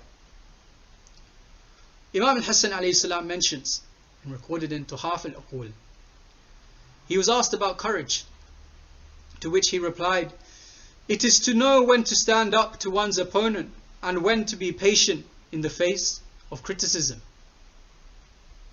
So the Imam is mentioning the idea of knowing which battles to fight, because obviously certain Imams, and you see, I'll give you an example just to understand this more deeply, the courage that certain Imams have, because obviously there's a first level of courage. The first level is really coming to terms with, that the thought and idea that I may lose a limb, I may die, I may be tortured if I do this action, which is a good action. That's the first level. Yet once you have overcome that fear, and you think, no matter what's going to happen to me, I don't care, I'm going to go in the straight path, there's another level. Imam Hassan alayhi salam is mentioning. And that level is to know when to actually give your life and when to not. When to fight a battle or when to not fight that battle. Being smart, not emotional. We see a glimpse of this in Sermon 3, Nahj al-Balagha, the famous sermon Shaqshaqiyya, where Amir al-Mu'mineen alayhi salam mentions and discusses and speaks about how he was feeling after the Khilafah was stolen away from him. He mentions, then I begun to think whether I should assault or endure calmly the blinding darkness of tribulations, wherein the grown up, in when the grown up are made feeble and the young grown old, and the true believer acts under strain till he meets Allah. Amir al-Mu'mineen alayhi salam is mentioning, I was thinking whether I should fight for my right or whether I should endure it calmly. The next thing he mentions his conclusion. I found that endurance thereon was wiser. It was the wiser thing to do. So I adopted patience, although there was pricking in the eye and suffocation in the throat. Allahu Akbar. Pricking in the eye, Amir al-Mu'mineen alayhi salam is mentioning, it was extremely horrible to see what was happening to the ummah, to see what these individuals were doing with the religion of Islam, how all the bid'ah and innovation they created was taking people away from Islam, the prickling of the eye and suffocation in the throat, where they would constantly try and stop Amir al-Mu'mineen alayhi salam from speaking up, not allowing him to have any sort of clout, any sort of status, the status which he deserved. I watched the plundering of my inheritance till the first one went his way but handed over the caliphate to Ibn al-Khattab after himself. He mentions how difficult it was, how much he had to give up, but why? I found that endurance was wiser. Amir al-Mu'mineen alayhi salam understands the same way Imam Hassan says, when he asks about courage, it is to know when to stand up to one's opponents and when to be patient in the face of criticism. Amir al-Mu'mineen alayhi salam is an individual who's saying that it was wiser for me in that moment. Of course, there's no fear that I have in giving up my life for the truth. I found that endurance was wiser. That no matter how much it was difficult for me to see, and how difficult it was for me to speak, and how difficult it was that my inheritance was stolen from me, and that how difficult it was that when the first Khalifa died, he passed it on to his friend. He mentions all of this, meaning that Amir al-Mu'mineen alayhi salam was an individual who was in a position where he had to choose whether to fight or whether to be wise in that situation. Which really goes on to my next point, which is not letting your emotional state control you. Where we find Amir al-Mu'mineen alayhi salam in a battle, we remember one of the battles, Amir al-Mu'mineen alayhi salam, he's about to kill an enemy of Islam. That enemy spits in his face and he stops, he lets him go, he walks around for a second and comes back. For a few moments and comes back. They say to him, Ya Ali, why did you do that? He said, because at that moment I felt enraged, I felt angered that he's spitting in my face. Yet I want that every action that I do is not for my own desire. That every action I do is for Allah subhanahu wa ta'ala. So I did not kill the man in that moment, because if I killed him it would have been because I'm angry with him. I wanted to calm down and I wanted to kill him for the sake of Allah subhanahu wa ta'ala. Not letting your emotional state control you. Because if you think about, what does this mean? Obviously, it's difficult for me to say this because maybe there's a conflict of what I'm saying, where on one hand I'm saying that courage is something where when there's difficulty in terms of physical difficulty, threat of death, you don't care about that and you're still going down the path of good. But at the same time I'm saying that the Imams mentioned that you need to know which battles to fight and when to stay quiet and not raise a physical a battle and maybe go a separate another direction. So we see that the way I try and explain this is that when an individual thinks they're angered and they feel that I need to fight for my right, of course it's one thing for them to go fight for that right, and sometimes it may be because of an emotional state, because they cannot bear to see what is happening, yet they're not thinking about the broader terms, they're not thinking about the broader world, the consequences of these actions. Where would me going to fight and all the risks of that affect my ability to really have a change in society so that society goes better to my intended, desired target anyway? Like for example, Imam Hussein alayhi salam certainly did. His death was something that occurred, yet for thousands of years it's remembered till today. Yet the other Imams, they did not fight. And we have glimpses of these reasons where one of the Imams mentioned that if I had 60 companions which were really devout to me, devout to Allah subhanahu wa ta'ala, and believed in my imamat fully, then surely I would go fight. Another hadith, one of the Imam mentions, he points to the flock of sheep and he says, if I just had companions which was the same number as these amount of sheep in this flock, then surely I would go and fight. Yeah, I don't have these companions. Because the Imams think logically, they think rationally. They don't let the emotional side overcome them. Of course the Imams wanted to see justice done. How difficult was it? Amir al-Mu'minin alayhi salam mentions how difficult it was to see my inheritance stolen away from me. In Mani al-Akbar, Rasulullah sallallahu alayhi wa alayhi mentions, shall I tell you who is the toughest and strongest from among you? The companions replied, yes, Ya Rasulullah, tell us. So Rasulullah said, the strongest and toughest of you is he who when he is happy, his happiness does not lead him to committing a sin or anything wrong. And when he gets angry, his anger does not prevent him from speaking the truth. And when he is empowered in any way, he does not take hold of that which is not lawfully his. Subhanallah. It's not one thing or the other, it's all of them together. If you want to be the strongest, perfect, most courageous individual, you're someone who when you are happy, your happiness does not lead you to sin.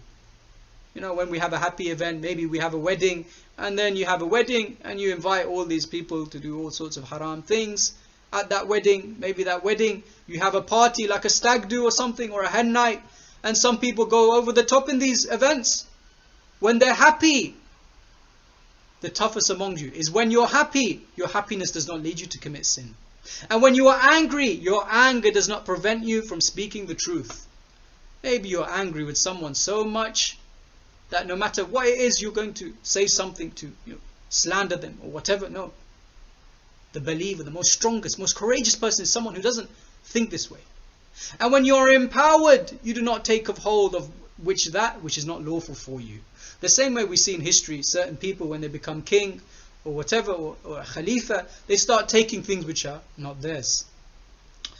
Amir al-Mu'minin alayhi salam says, the most courageous of people is he who conquers his rashness with clemency, with mercy. Now, when you're rash, you're someone who jumps to conclusions straight away. You don't have any patience. But the most courageous is someone who conquers that feeling inside of you with clemency, which is like mercy, with leniency, thinking from the other perspective. This is another example of not letting your emotional state control you. And we see in the Holy Quran, in Surah Ash-Shura, verse 43, and whoever is patient and forgiving, these most surely are actions due to courage. Again mentioning the qualities of a courageous person in the eyes of Allah subhanahu wa ta'ala. Whoever is patient and forgiving, these most surely are actions due to courage. We see another example. Giving to others. Inshallah, we'll come to the end very soon. Just have a few more points to get through.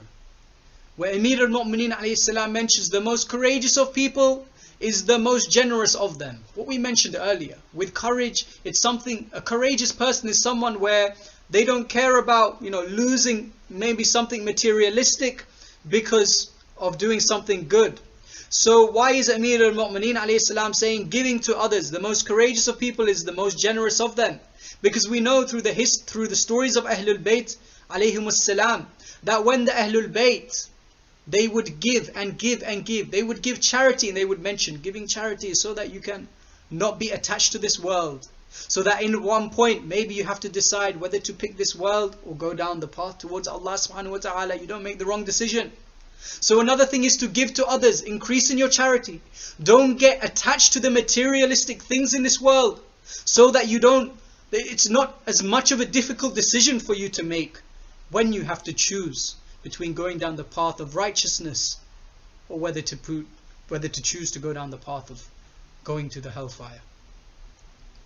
One of the most important points to think of, and I want everyone to think about this, is really think about the stakeholders in your life. And when you're doing a project of some sort, if you're working on something or the other, you see that one thing they do in that project planning is to really think about the stakeholders. So if you're going to build a stadium, let's say, Tottenham Hotspur's built that new White Hart Lane, they have to think about the community, the local community, the schools, or how many people maybe people are going to be displaced. And you need to talk to all these stakeholders and come to an agreement with them and say, we will do this to make the harm of you not happen, or will compensate you in some way or the other, so that we can do this action, we can create the stadium or something. Think in your life, who are the stakeholders in your life? For Allah subhanahu, Imam al-Hussein alayhi salam mentions on the day of Ashura, when he was going out to fight his final battle, he would continually say, La hawla wa la quwwata illa billah al-aliyyul azim. There is no power or strength except Allah, the lofty, the great. The only stakeholder in your life should be Allah subhanahu wa ta'ala. And if your stakeholder is Allah subhanahu wa ta'ala, it will not be difficult for you to leave anything for the sake of Allah subhanahu wa ta'ala. You may be thinking, we have other stakeholders. We have the stakeholders of my mother, my father, my brother, my sister, my wife, my husband, my children, my co-workers. Of course, these are stakeholders, but they're only stakeholders based on the mercy of Allah subhanahu wa ta'ala. Where the main stakeholder, I could say, the top of the pyramid, let's say, is Allah subhanahu wa ta'ala. Allah then mentions different stakeholders in your life, and you can read about them in Risalat al-Huquq. The right of your neighbor, the right of your mother, the right of your father. And only by the mercy of Allah subhanahu wa ta'ala are they individuals who you have a responsibility to.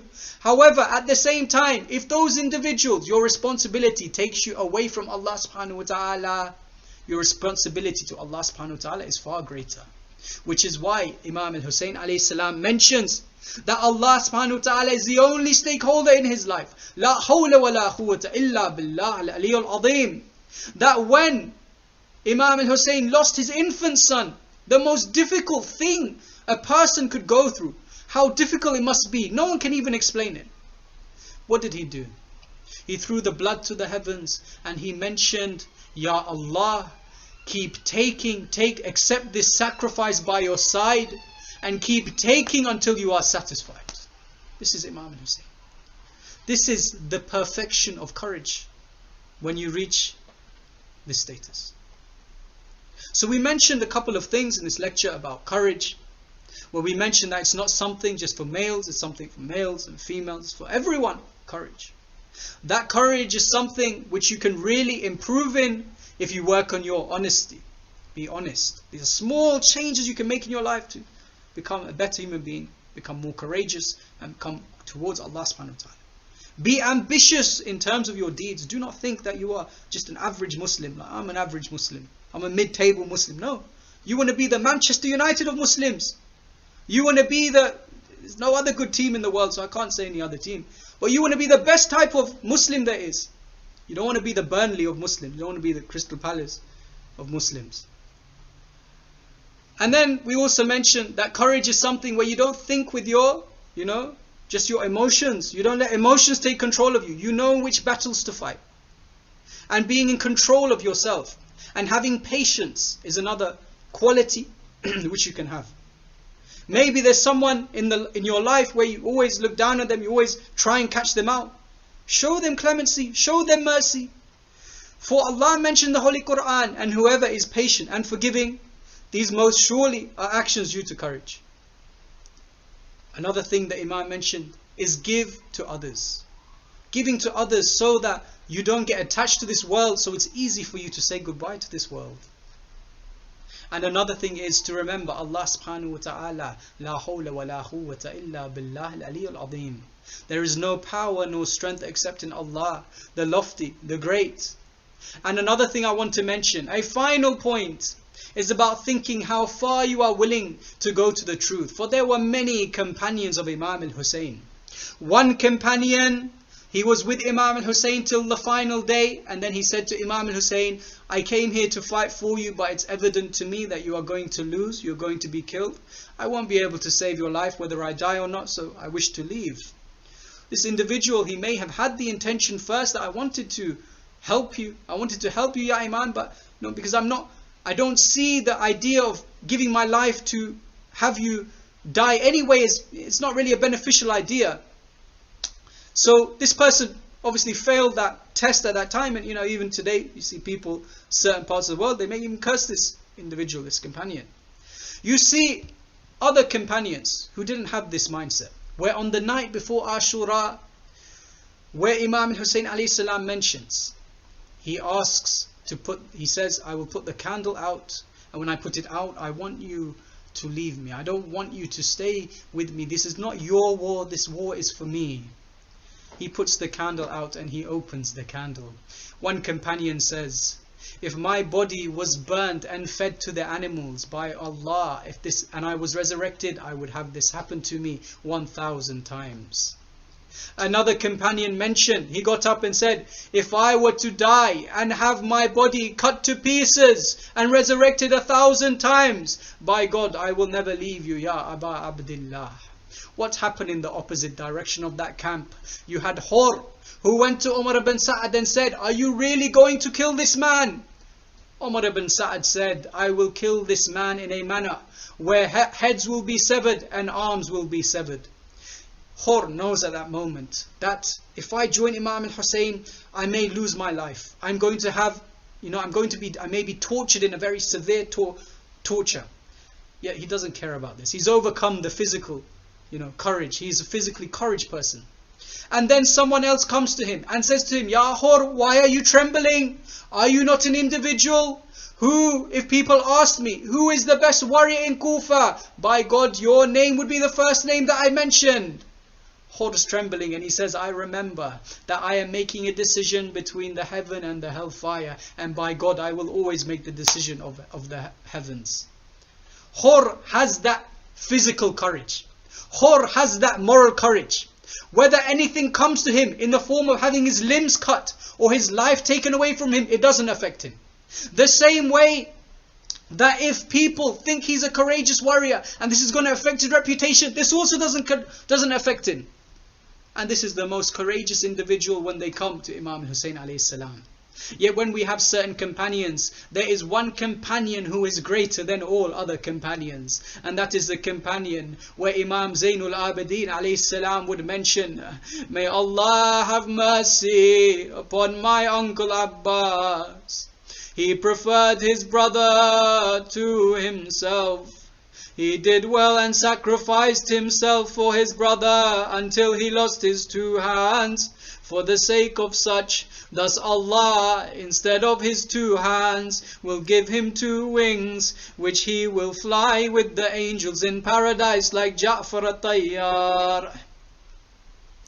And he will have a station, a particular rank for which all the shaheed will hope, and they will look at him as if they wish they had that station on the day of Qiyamah. Ya Imam, what was it that Abbas did on the day of Ashura to have these words said about him? Was it the fact that Abul Fadl Abbas, that he went to get some water for the daughters of Aba Abdullah, and he did not drink that water before they would drink that water? Was it that Abul Fadl Abbas, when his arms were severed, he did not stop in his track, he carried on trying to get the water to Aba Abdullah? Allahu Akbar. On the day of Ashura, we see that every companion is killed. Then the members of Bani Hashim are killed, and we see it all comes down to the point where there's just Abul Fadl al-Abbas and Imam al-Hussein.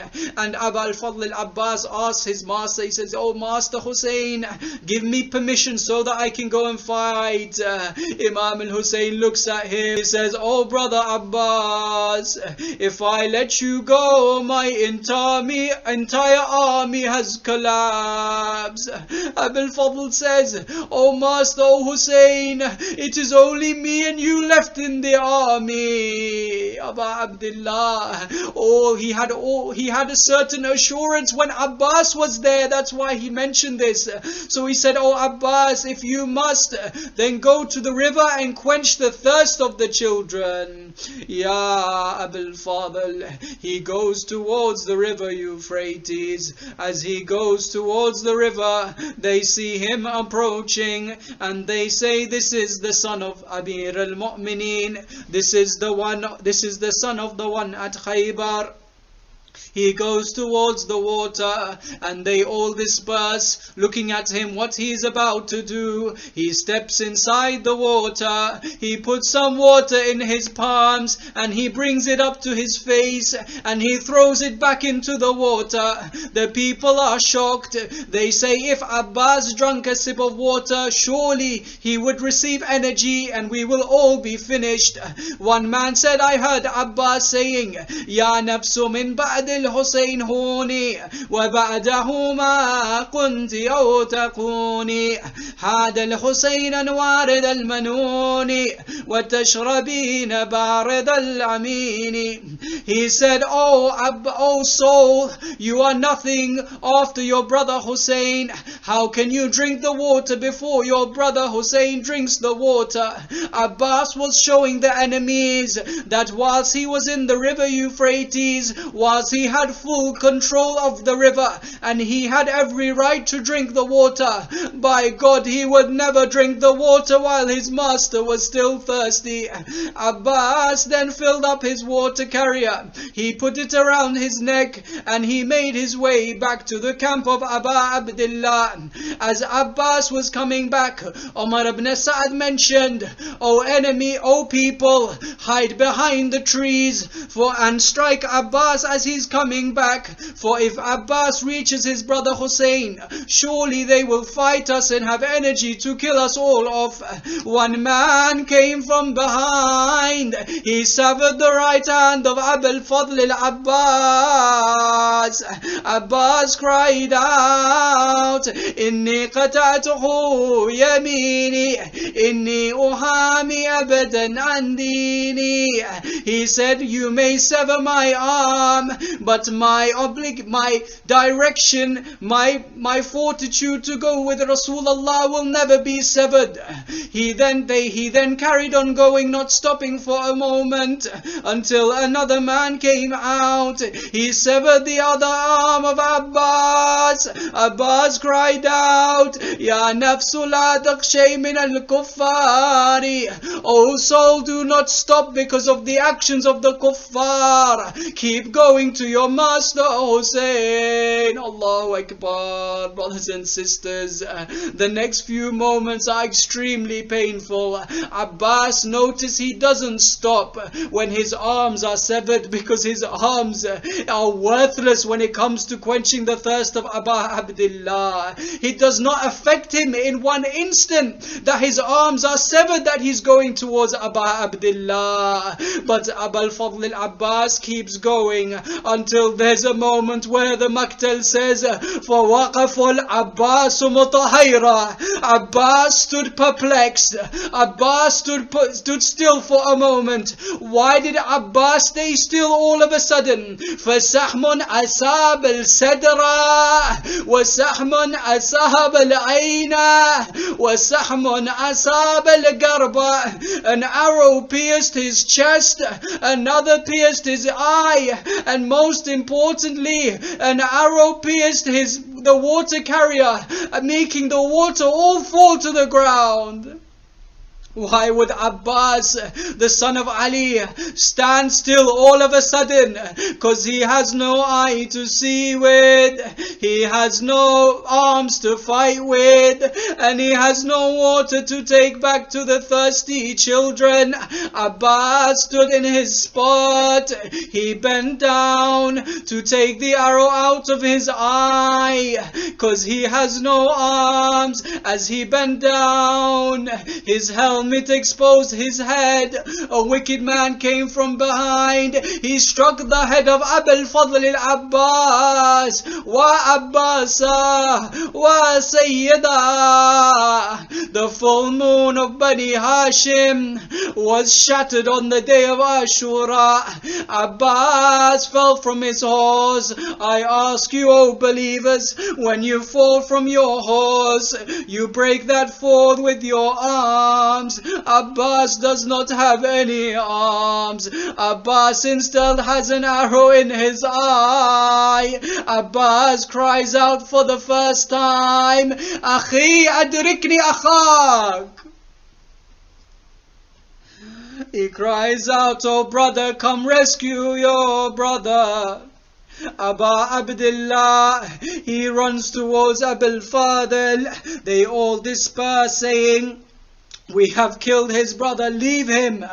He comes towards Abul Fadl and he cries out to the enemy, saying, do you run away after you have killed my brother? He then looks to Abbas. He says to him, Ya Abbas, الآن بقصر دحري وقلت هيلتي الآن شموعي عدوي. Oh Abbas, my back has now broken. Oh Abbas, the enemies rejoice after you. He then said, Abbas said, oh my brother, do not take my body back to the camp, for I cannot bear to face Saqina without any water. Aba Abdullah, he went back to the camp, not saying a word. Sukaina came out saying, Wa aina ammi al-Abbas? Where is my uncle Abbas?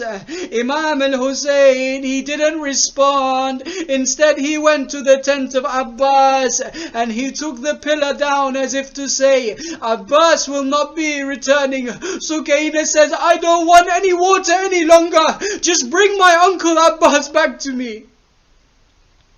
Zainab comes out. She starts hitting her face, saying, وَضَيْأَتَنَا بَعْدَكْ يَا أَبَا الْفَاضِلِ. What a loss it is after you, Ya Aba al-Fadl. Imam al-Hussein comes and they see what is the Imam going to do to give them any comfort. The Imam joins them in saying, وَضَيْأَتَنَا بَعْدَكْ يَا أَبَا الْفَاضِلِ. لا حول ولا قوة إلا بالله العلي العظيم. وإنا لله وإنا إليه راجعون. اللهم الآن أول ظالم ظلم حق محمد وآل محمد وآخر تابعا له على ذلك. اللهم الآن الأصحابة التي جاهدت الحسين وشايعت وبايعت وطابت على قتله. اللهم لعنهم جميعا. صلوات.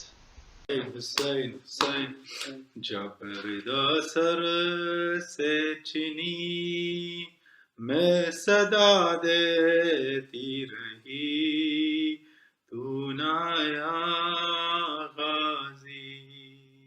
جا پردہ سر سے چنی میں صدا دیتی رہی تو نایا غازی. آل عمران نے کہا اور زندہ کہا یہ بہن خیر ہوئی تو نایا غازی.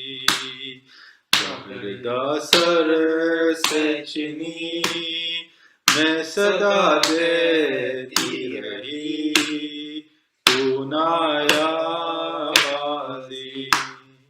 ہم کو پانی نہ ملے تیری خوشبو تو رہے تیرے بازو نہ کٹے چاہے مشکیزہ چھدے یہ مگر ہو نہ سکا تیرے بازو ہے جدا مجھ پہ ہے تشلبی تو نایا غازی. پردہ سر سے چنی میں صدا دیتی رہی تو نایا غازی.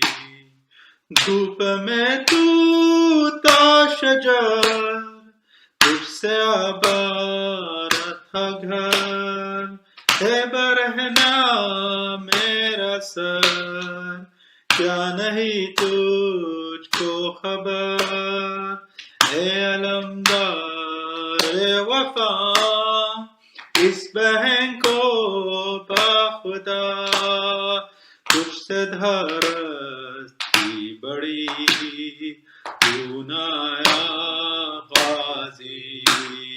پردہ سر سے چنی میں صدا دیتی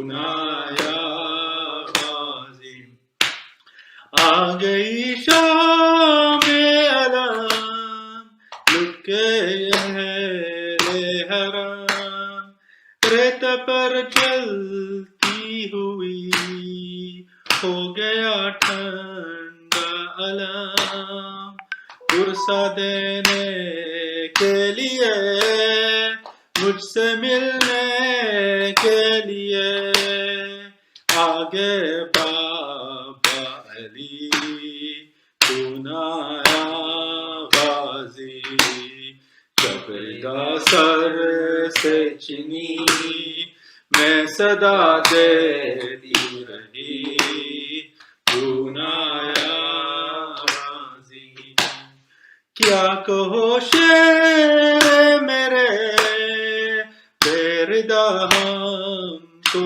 لیے یہ مسلمان سارے شیر در شیر گئے خلقت کوفہ کبھی خلقت شام کبھی ہو رہا ہم پہ ہنسی سنایا غازی جبردہ سر سے چنی میں صدا دیتی رہی سنایا غازی کتنی بے بس تھی بہن اے شہنشاہ وفا نام لے لے کے میرا جب یہ ظالم نے کہا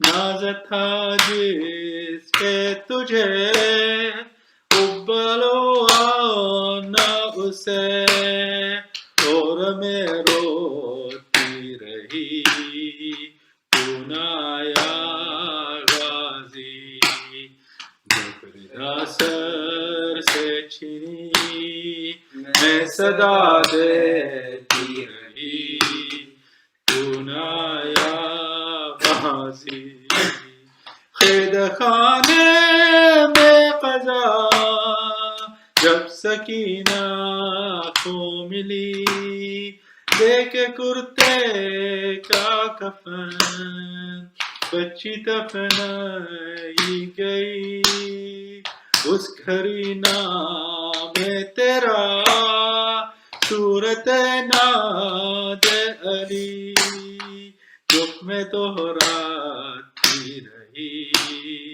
سنایا غازی جبردہ سر سے چنی میں صدا دیتی رہی سنایا غازی رویا ریحان قلم کر کے یہ بات رقم خون میں ڈوب گیا میرے غازی کا علم زخمی زینب کا جگر خون پیشا شاک سر آئے خیموں میں شکی سنایا غازی جبردہ سر سے چنی میں صدا دیتی رہی سنایا غازی جبردہ سر سے چنی میں صدا دیتی رہی سنایا غازی حسین حسین حسین حسین حسین حسین حسین حسین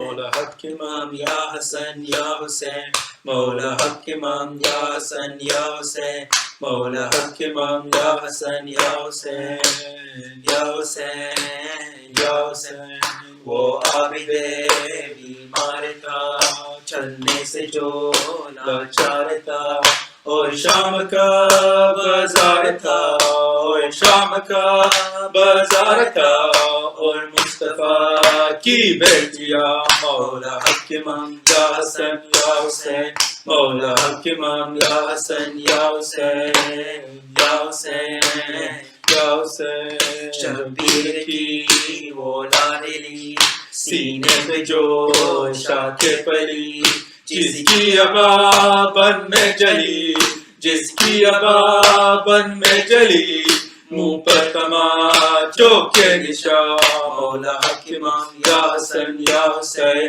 مولا حق امام یا حسن یا حسین یا حسین یا حسین. رو کر کہے قاسم کی ماں، رو کر کہے قاسم کی ماں، مارا گیا قاسم جوان. اے لال میں ڈھونڈو کہاں، اے لال میں ڈھونڈو کہاں، بیوہ تھا جو آسرا مولا حق امام یا حسن یا حسین، مولا حق امام یا حسن یا حسین یا حسین یا حسین. قاسم جوان مارا گیا، پامال بھی لاشا ہوا، شہ نے کیے ٹکڑے جمع، شہ نے کیے ٹکڑا جمع. روتی رہی قاسم کی ماں مولا حق امام یا حسن یا حسین، مولا حق امام یا حسن یا حسین یا حسین یا حسین.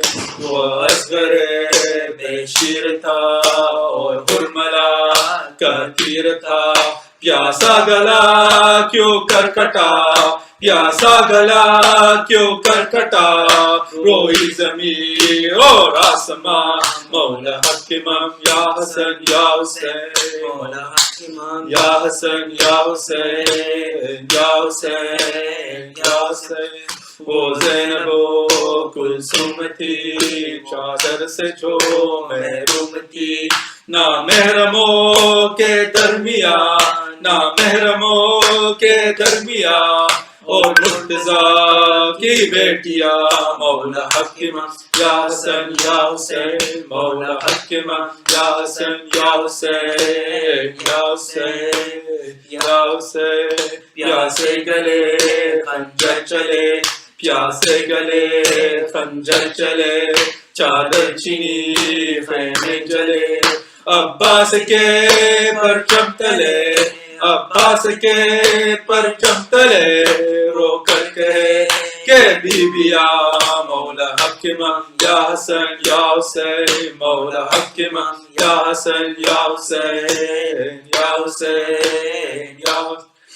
عباس کے بازو کٹے پانی بہا وہ مشک سے، گھوڑے کے زی سے جب گرے، گھوڑے کے زی سے جب گرے، تھی ایسے کینہ کی فغا مولا حق امام یا حسن یا حسین، مولا حق امام یا حسن یا حسین یا حسین یا حسین. تیروں پہ تھا لاشا تیرا، تیروں پہ تھا لاشا تیرا، اور جسم تھا خون سے بھرا.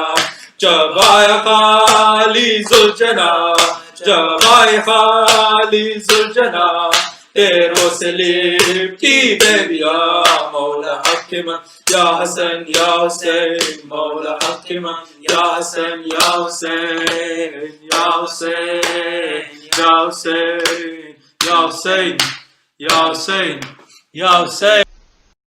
السلام علیک یا سیدی و مولائی یا اشرف الانبیاء والمرسلین یا حبیب اللہ یا رسول اللہ.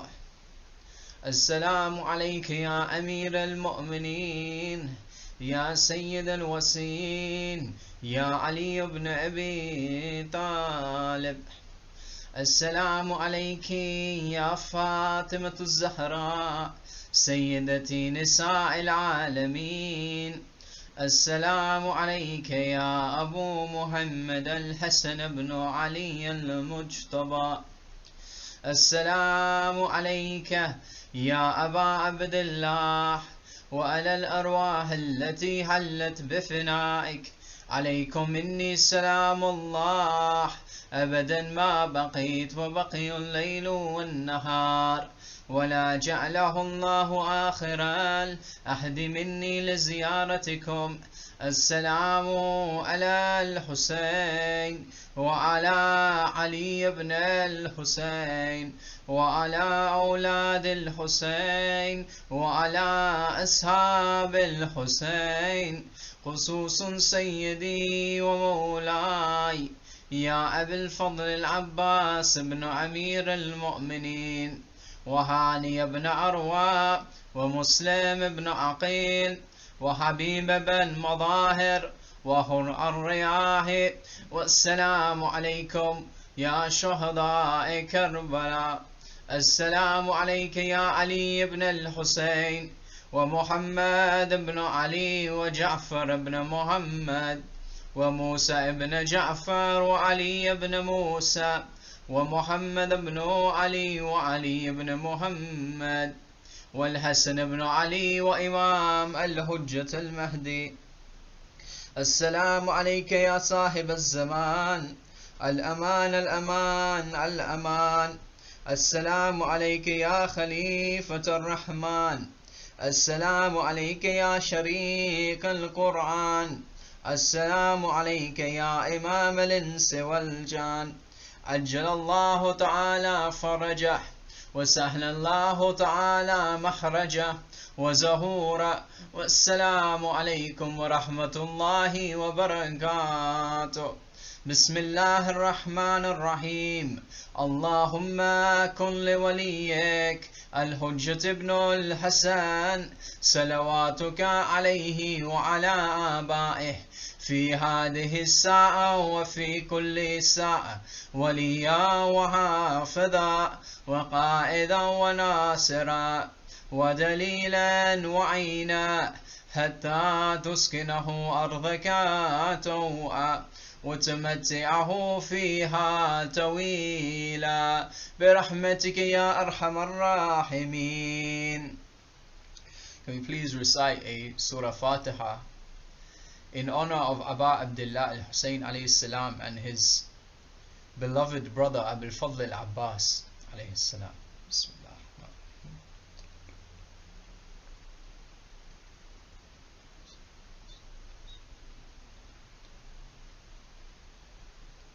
Can we please recite Surah Fatiha also for the following marhumeen: Ali Mazhar Mirza, Sayyida Tahira Rafat Mirza, Sayyid Haider Mahdi, Sayyid Iftikhar Hussein Abdi, Abdul Rashid Khan, Zahida Rashid Khan, Mahlika Qurai, Atar Ali Mirza, Azhar Ali Mirza, Haider Ali Mirza, Marzia Khan, Sayyid Abbas Hussein, Hamid Ali Mirza, Siraj Hussein, Sayyid Jalal Jalali, Sayyid Mahmud Kamali, Marhum Zaki Ali Jaddi, Marhuma Khatija Begum, Marhum Sadat Ali Gauhar, Marhuma Fazila Zama Begum, Mir Wajid Hussein, Haj Muhammad Ali Arifi, and all marhumin and marhumat.